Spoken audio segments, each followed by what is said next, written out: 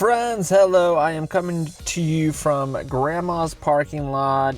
Still, I am visiting family, and I'm still out of town, as I will be for a while. Grandma's trying to get internet right now, cable in her house. It's not going well. I will keep you updated. But let's talk about some stocks here. And, the stock market's doing exactly what it does every year, this time of year. It sells off. A lot of things just continue to sell off. And what we're seeing right now is just people, big money and little money, is selling off, seeing profit being taken, and people are waiting to jump back in.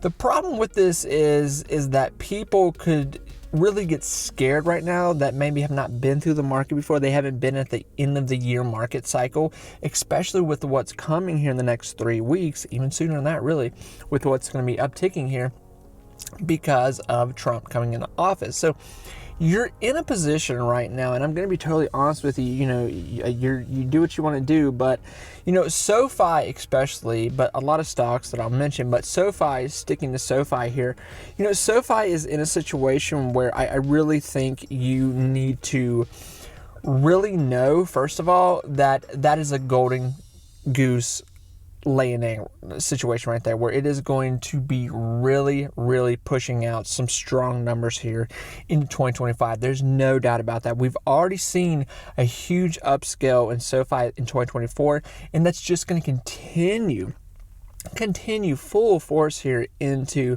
2025. So the fact that you're seeing some sell-off right now in SoFi, but still very good, strong position in SoFi at this 15, even at 14, I'm buying heavily because I know what's coming this year, because I know that by summer, especially with 2 more quarterlies, 3 maybe under our belt by that time frame, maybe by, July, August, we're going to be into some heavy new earnings that are going to be heavy earnings, essentially with, an increase in profitability, customer basis, people opening accounts, and who knows by that time frame what deals are coming down the pipeline that we haven't even seen yet. Not to mention that, there's deals that have been going on just these past 2 months, with SoFi that are still going to be bleeding into these new quarterlies coming up. So, I don't know what more evidence people need with SoFi here. I really don't know what they need, and I feel bad for people when they're like, there's like, I don't know what to invest in, because I go like, man, I don't have enough money to put here and there and everywhere. There's so many stocks that I just want to keep pouring money into, because like it's just like you see. When you start to really get good in the stock market, you see the signs, you see the evidence, and this is where things really start to click for you as an investor. And you're thinking like an investor. You're looking at things like an investor. And being an investor, like I've said many times, is being a detective. You're looking for clues. And right now, SoFi is a perfect example for somebody who may be new in the market, when they're looking for, like, what do you look in for a stock long term to invest in that's going to bring pretty positive gains here into the next decade. That's going to be SoFi. SoFi, it just had that $2 billion loan deal, the credit card deal that was a few months ago. Not to mention that SoFi was betting on a Trump win. Well, that happened. They got the Trump win. And it's going to be a banging year. And not to mention, the only negative is that rate cuts, SoFi was probably banking on more, which they could increase it. Who knows? And that was what halted the stock market here just 2 weeks ago. But Jerome Powell came out and said, hey, we're still going to do rate cuts, but we may not do as many here in 2025. From what it looks like, they could change that. The Feds do it all the time. They make or break, do what they want to do. They direct everything here.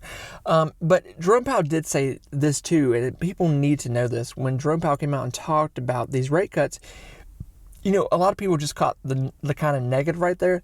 There's a lot more positive there too, where Jerome said, hey, things are going great. The United States has a remarkable economy, and we are doing amazing compared to where things are in other countries, which they are, because if you're watching the news or looking at other people's stock markets, their economy, United States, things are still expensive, inflation, job reports, it's still not great. I am 100% with you on that, but oh no, we're doing great. We've got banging companies. We've got the biggest tech companies, banks, everything. What more can we ask for? And we get to invest in those companies. So SoFi, I believe, is going to be a huge heavy hitting stock, not just in 2025, but it's going to be in 2025, 2026, 2027, 2028, all the way to 2030 here with SoFi. And right now, my God, wouldn't you rather be buying SoFi at, $15 a share compared to maybe 5 years now, where we're talking about, who knows what we're talking about that with market cap and everything that SoFi could be bringing down the pipeline here. So, friends, don't let these red numbers scare you with what SoFi is showing right now, because they shouldn't scare you. They shouldn't scare you whatsoever. When a company has a little bit of sell-off like this, it doesn't mean the company's bad or the stock's bad. Companies, it's a flow. It's a give and take. But the thing that you're seeing right now, it's staying up. It doesn't mean a company is bad.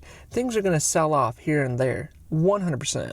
And the other thing here is with Palantir. People are looking at Palantir and they're going like, is Palantir still worth, investing in?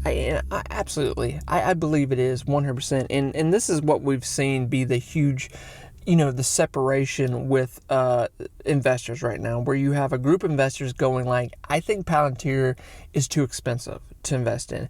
And then you have another side of them that are drinking the juice, that are on board, and we're waving the signs and saying Palantir is just getting started. It's the new Oracle. 100%. I am that person.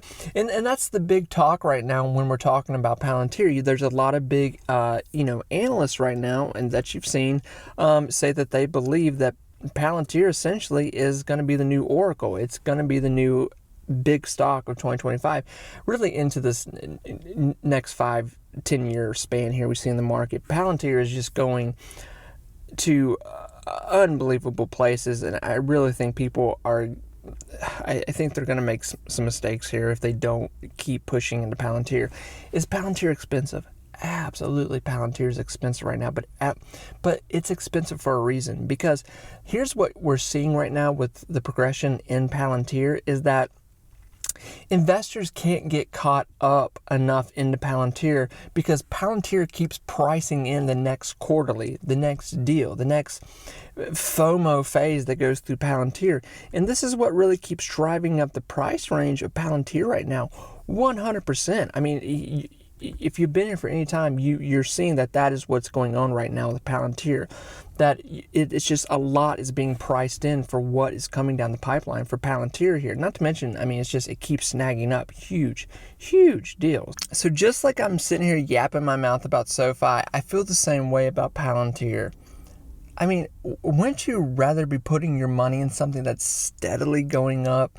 And I'm saying this because I get that people are saying that Palantir is too expensive. I get it. It's expensive. It is 100% expensive. But there's been plenty of AI companies just in the past 5 years that have shocked the world, that have shocked the market, that have shocked investors. I mean, NVIDIA just 2-3 years ago, no one expected NVIDIA to keep beating expectations, to keep beating earnings, to keep getting deals, to be one of the king of chip companies. I mean, what NVIDIA does in a one earning period is unbelievable. They can buy all these companies, they can buy a country. So think more when you're putting your money in Palantir and you think it's too expensive. Listen, do what you want to do, obviously, but I will tell you this, that there's more chance of Palantir going up significantly right now than it going down. That's what should scare people just the people that are betting against Palantir. They keep getting deals.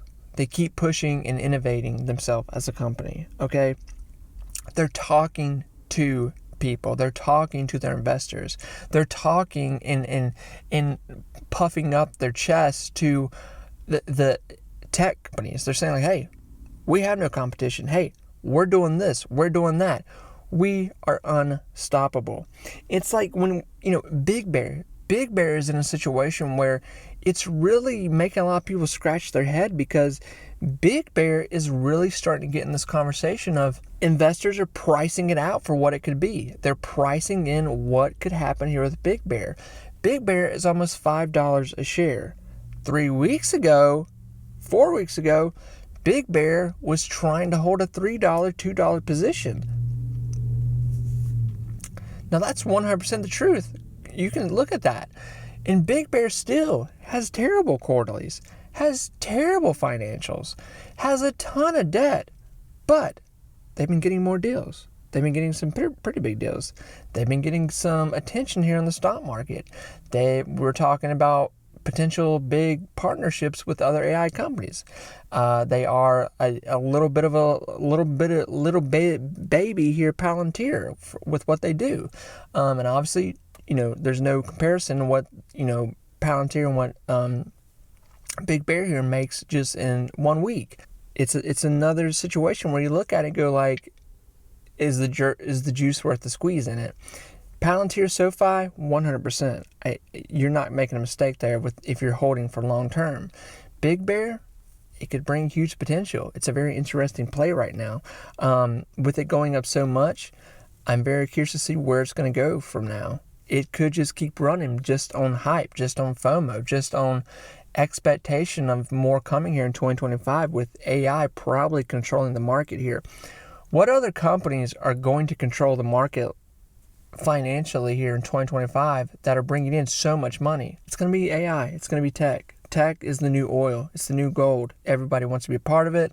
It's everything right now. 100%. It is controlling the narrative. 100%. Friends, until I talk to you again tomorrow, I really do wish everyone the best of luck. We could slightly, by the end of this week, we could see a shift in the market 100%. I do believe as we get closer into the inauguration week here, you're going to see an uptick. Things are going to get expensive here very fast. I promise you. Market is about to go insane.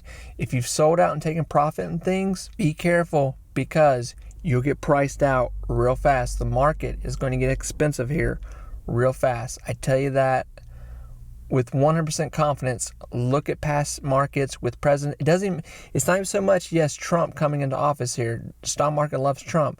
But just as a president in general, the market always does well in January when a president is elected. So it's already on steroids, but it's on even more steroids at this point. So don't wait too long if you've sold out of things. I promise you, there's some big numbers coming here. Take care, everyone. Bye-bye.